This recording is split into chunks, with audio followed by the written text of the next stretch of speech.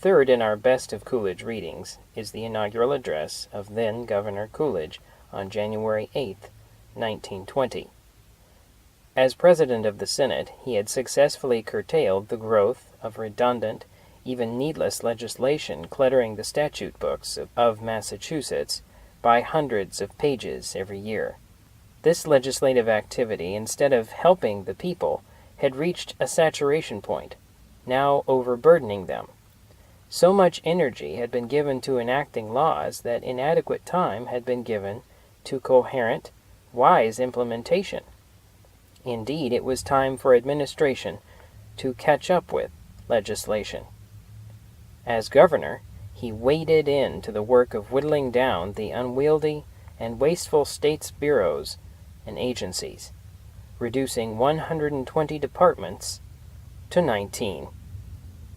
This is all the more impressive when we remember that nothing in the law required Cal to do it.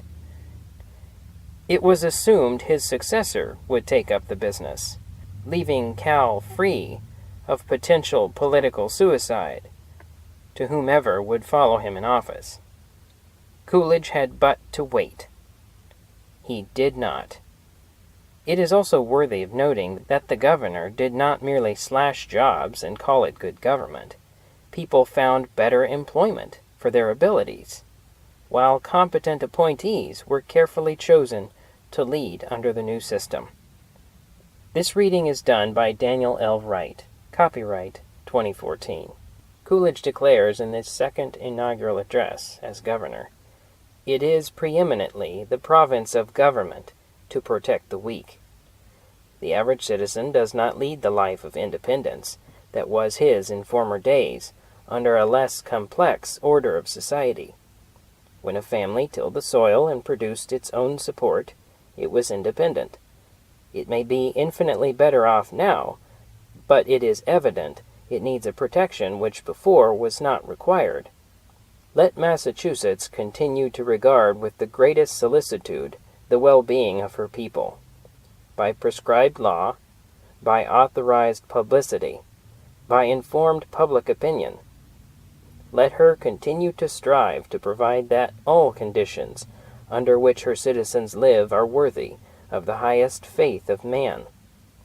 Healthful housing, wholesome food, sanitary working conditions, reasonable hours, a fair wage for a fair day's work, opportunity, full and free, justice, speedy and impartial, and at a cost within the reach of all, are among the objects not only to be sought, but made absolutely certain and secure.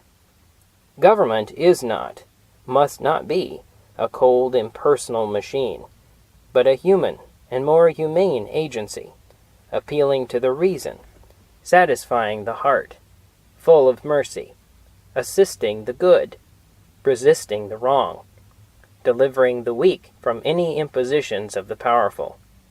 This is not paternalism. It is not a servitude imposed from without, but the freedom of a right to self-direction from within. Industry must be humanized, not destroyed. It must be the instrument not of selfishness, but of service. Change not the law, but the attitude of the mind. Let our citizens look not to the false prophet, but to the pilgrims. Let them fix their eyes on Plymouth Rock as well as Beacon Hill. The supreme choice must be not to things that are seen, but to things that are unseen. Our government belongs to the people. Our property belongs to the people. It is distributed. They own it. The taxes are paid by the people. They bear the burden. The benefits of government must accrue to the people, not to one class, but to all classes, to all the people. The functions, the power, the sovereignty of the government must be kept where they have been placed by the Constitution and laws of the people. Not private will, but that public will, which speaks with a divine sanction, must prevail. There are strident voices urging resistance to law in the name of freedom. They are not seeking freedom for themselves. They have it. They are seeking to enslave others. Their works are evil. They know it. They must be resisted. The evil they represent must be overcome by the good others represent. Their ideas, which are wrong, for the most part imported, must be supplanted by ideas which are right. This can be done. The meaning of America is a power which cannot be overcome. Massachusetts must lead in teaching it. Prosecution of the criminal and education of the ignorant are the remedies.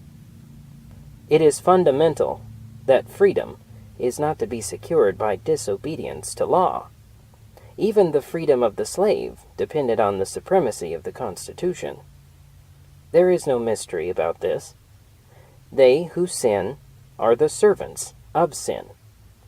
They who break the laws are the slaves of their own kind.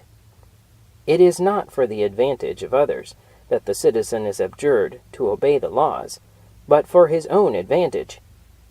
That what he claims a right to do to others, that must he admit others have a right to do to him. His obedience is his own protection. He is not submitting himself to the dictates of others, but responding to the requirements of his own nature. Laws are not manufactured. They are not imposed. They are rules of action existing from everlasting to everlasting. He who resists them resists himself. He commits suicide. The nature of man requires sovereignty. Government must govern. To obey is life. To disobey is death. Organized government is the expression of the life of the Commonwealth. Into your hands is entrusted the grave responsibility of its protection and perpetuation.